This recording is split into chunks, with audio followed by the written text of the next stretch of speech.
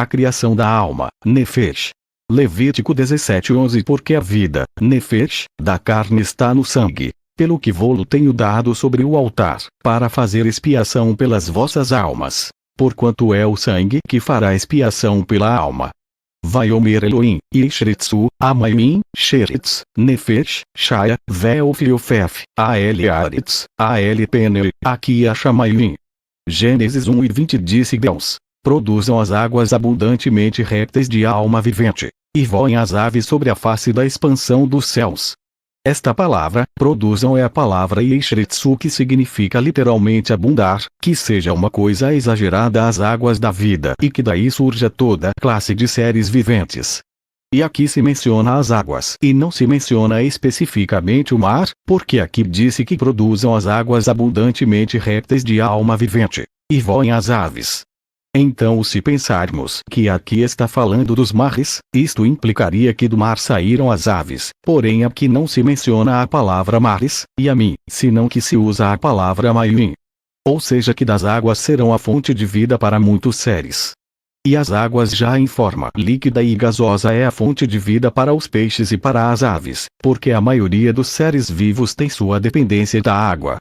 Então aqui em Gênesis 1:20 está fazendo tanto referência ao mundo aquático como ao mundo das aves. O interessante é que cada texto tem uma grande relação com o plano geral de redenção para a humanidade, em cada texto tem implicações com respeito a Yeshua. A nível mais profundo desta passagem que as águas produzam seres viventes e falando dos peixes, lembramos que as águas, em outro contexto simbolicamente falando, as águas representam principalmente no livro de Apocalipse as nações. E se vemos as águas de maneira simbólica aqui em Gênesis, que disse que as águas produzam, abundem, a palavra Ishritsu, que tem a ver com esta abundância, em uma tradução ao grego do hebraico esta palavra Sheretz, que também aparece no texto de Gênesis 1:20, se traduz ao grego na Septuaginta, exago. Assim se traduz a palavra Sheretz ou abundância. E esta palavra, exago, se utiliza na passagem de João 10:4. João 10:4, e, quando tira para fora as suas ovelhas, vai adiante delas, e as ovelhas o seguem, porque conhecem a sua voz. Quando Yeshua fala acerca do bom pastor, e esta palavra tira para fora é a palavra, exago, que é a palavra que se traduziu de Shetetz em Gênesis 1:20. Então quando Yeshua fala que ele tem outras ovelhas e que é necessário que ele as tire, a quem se refere esta ovelhas pela qual ele foi enviado? As ovelhas perdidas da casa de Israel que estão entre as nações, e de onde Yeshua as vai tirar? Das nações para levá-las à terra qual foi jurada a Abraão. Então esta palavra aqui em João é a mesma que se utiliza em Gênesis na tradução da Septuaginta, para vermos que mesmo nesses textos em Gênesis não está somente falando especificamente da questão de peixes, senão que está nos falando a nível profundo da interpretação simbólica das Escrituras, de algo muito mais grande que Deus vai fazer. Os peixes eram os símbolos que se utilizavam os crentes na comunidade primitiva. Os peixes eram o símbolo que utilizavam os discípulos para se referir a eles mesmos. O símbolo da cruz foi usado somente a partir do quarto século. Não há indícios da comunidade primitiva que eles usavam a cruz como símbolo. O que eles usavam era o peixe em referência a Israel, que ao ir-se às nações se multiplicaria como os peixes, e nos últimos tempos Deus os vai tirar das nações para readotá-los e torná-lo novamente parte do seu povo. De modo que nesta passagem de Gênesis 1:20 temos uma pista do que o Eterno vai fazer no futuro ao tirar suas ovelhas perdidas da casa de Israel dentre as nações, que é justamente o que estamos fazendo. Gênesis 1:20 disse Deus: produzam as águas abundantemente répteis de alma vivente, e voem as aves sobre a face da expansão dos céus. Então aqui em Gênesis 1:20 disse que as águas abundem de uma palavra que foi dita pela primeira vez nas Escrituras, que é a palavra Nefeshaya. Esta é a primeira menção desta palavra e cada vez que temos uma menção que é importante, tem que ser definida muito bem para que fique bem claro, porque o que é Nefeshaya? Que se traduz aqui em Gênesis 1:20 como seres viventes. Em seu conceito mais primitivo, o que significa Nefesh? Alguém pode dizer que é alma, porém o que significa a palavra alma? Porque atualmente se vê uma grande quantidade de estudos sobre a alma do ser humano. Porque esta alma, Nefesh, aqui na criação dos animais é a mesma Nefesh Shaya que se utiliza para o ser humano. Em Gênesis 1:20 está falando de seres aquáticos, de peixes e de aves e se fala de Nefesh. Então a Nefesh não tem a ver conexão com o corpo em si, senão que é outra coisa totalmente diferente, e a raiz da palavra Nefesh é a palavra, Nafash, que literalmente significa respirar ou ter refrigério. Isto significa Nafash em seu sentido mais primitivo. Então aqui nos fala como algo que não é físico, porque se houvesse sido esta palavra Nefesh quando foi traduzida a Septuaginta, e foi a primeira vez que o texto hebreu do Antigo Testamento foi traduzido a outro idioma, e muitos rabinos não estavam de acordo que a Torá fosse traduzida, e de acordo a história foi um dia de luto em Israel quando se traduziu a Tanakh a outro idioma, porque para muitos judeus este dia começou o deterioro do entendimento da Torá. Por quê? Porque na hora de traduzir-se um idioma já se perde muitíssimo da sua essência, porque pode ser que em outro idioma não exista as equivalências exatas das palavras, e então já se muda um pouco o sentido. Agora imagine a nós que usamos as traduções de traduções, então já estamos em problemas. Então temos que ir o mais possível ao original. Então a palavra, Nafash na Septuaginta que de alguma maneira é importante porque se chama Septuaginta? Porque se juntaram 6 eruditos escribas que conheciam perfeitamente o hebraico e perfeitamente o grego, e foram 6 de cada tribo de Israel. Ou seja, foram 72 escribas eruditos em hebraico e em grego, e traduziram do hebraico ao grego. E a história também conta que incluso eles se separaram para que cada um fizesse sua tradução e depois se juntaram para comparar as traduções e foi exata, ou seja, que foi uma coisa milagrosa a maneira que se fez. Então a Septuaginta é muito importante, pois na hora de entender certos conceitos. E esta palavra, Nefesh em hebraico, quando se traduziu a Septuaginta foi traduzida como a palavra psique e daí vem a palavra psicologia, e se traduziu como mente. Então o que é que faz com que este corpo funcione? Ou seja, se eu decido caminhar, quem dá ordem a meu pé que dê um passo? O cérebro, a mente. Então basicamente tudo está na mente, no cérebro, porque medicamente em qual momento ocorre a morte do corpo? Quando o cérebro deixa de funcionar e aí o corpo já não tem vida. Então temos que entender Nefesh como o que faz com que o corpo funcione, e isto é comum tanto a seres humanos como a animais, porque o que é que faz com que um peixe se mova, ou que um pássaro voe, que tenha instinto e etc. Não é o corpo em si senão é algo que está dentro do corpo, e é isto que dirige o corpo. Então esta Nefesh Shaya é o que o Eterno cria neste momento que é tanto comum aos animais como ao homem, e a diferença quando o homem foi criado se introduz outra palavra que é a palavra, Neshama. Então aqui Deus cria a Nefesh Shaya que é a parte de respiração interna, esta parte que dá alento ao corpo, que oxigena o corpo e faz com que o corpo se mova. E no paleo-hebraico a palavra Nefesh, os símbolos que se utilizam é a letra Nun, que é uma espécie de espermatozoide, e a letra P, é uma boca e incluso em hebraico a palavra boca é P. E a última letra é a letra Shin, que é uma espécie de uns dentinhos de frente como algo que se mostra. Então no conceito mais primitivo a palavra Nefesh tem a ver com a semente que dá alento, com a semente mais primitiva que faz com que o corpo se mova. E esta Nefesh se menciona aqui no mundo animal, quer dizer que no mundo vegetal não se menciona porque os vegetais não têm Nefesh, não têm esta mente, esta maneira de viver de onde o mundo vegetal obtém sua energia. Principalmente do sol e logo transmite aos animais e logo se inicia toda a cadeia alimentar. Então o mundo animal e o mundo vegetal já têm dois conceitos diferentes. Então a palavra Nefesh se traduz como psique no grego e segundo o site Wikipedia disse o seguinte: a psique do grego, psiché, alma é um conceito procedente da cosmovisão da antiguidade Grécia, e que designava a força vital de um indivíduo, unida a seu corpo em vida e desligada deste traz sua morte. O término se mantém em várias escolas de psicologia, perdendo em geral seu valor metafísico. Se converte assim na designação de todos os processos e fenômenos que fazem a mente humana como uma unidade.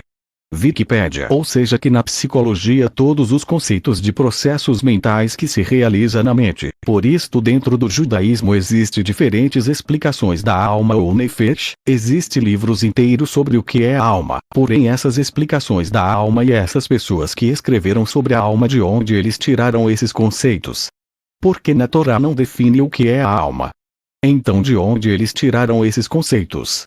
Na enciclopédia judaica se encontra certas ideias do judaísmo do que é a nefesh têm sido influídas pelo neoplatonismo, por Platão que se colocou a explicar, a filosofar do que era a alma. E todos os filósofos gregos filosofavam da essência da vida, da alma. Então o judaísmo foi influído por todos esses conceitos, e por isto atualmente dentro do judaísmo existe toda uma doutrina do que é a alma. Porém às vezes um dos problemas que nos ocorre quando estamos aprendendo raízes hebreias, é que começamos a estudar fontes judaicas pensando que eles devem ter a definição correta, porém nos damos conta de que eles também têm sido influídos por civilizações anteriores, civilizações grega, egípcia e do Oriente Médio. Então estamos em um problema. Então o que temos que fazer é procurar saber o que significa a palavra em si, saber as ocasiões em que aparecem nas escrituras, como se traduz, saber como os profetas utilizam esta palavra nefesh, e desta maneira se torna mais simples. Porque todas as vezes que se traduz nas escrituras a palavra nefesh, pois tem a ver basicamente com esta parte interna que dá vida ao ser humano. Então temos que mostrar o que disse as escrituras especificamente o que é esta nefesh ou aonde está esta nefesh, porque será que podemos ver a alma ou aonde se encontra esta alma. E o interessante é que a explicação está na própria Torá, e existe um texto muitíssimo importante para poder começar a entender o que é a alma, como funciona a alma e aonde está a alma. Levítico 17:11 Porque a vida, nefesh, da carne está no sangue. Pelo que vou-lo tenho dado sobre o altar, para fazer expiação pelas vossas almas. Porquanto é o sangue que fará expiação pela alma. Aqui está dizendo que a vida da carne está no sangue, porém em hebraico não disse a vida, disse a nefesh, que nefesh bazar baram ivani netativ lashem ael misbeach lechaper ael nafshotei shenkiadon uba nefesh shaper.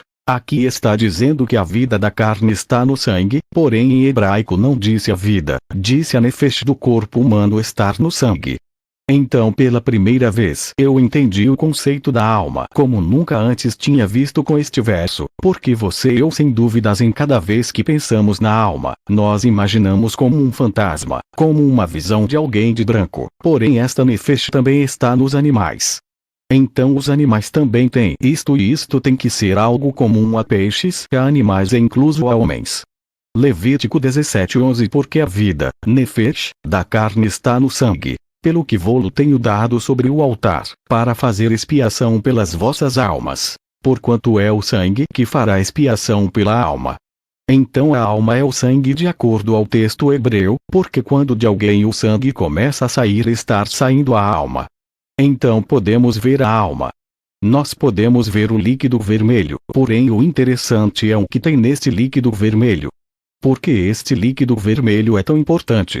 Porque sem este líquido vermelho não podemos viver. Levítico 17:14 Porquanto a vida, nefesh, de toda a carne é o seu sangue. Por isso tenho dito aos filhos de Israel, não comereis o sangue de nenhuma carne, porque a vida de toda a carne é o seu sangue. Qualquer que o comer será extirpado. Ki nefesh kol bazar damu venafshu vaumar livne Israel dan kol bazar lutoshelu ki nefesh kol bazar damu e kol oslavin karet.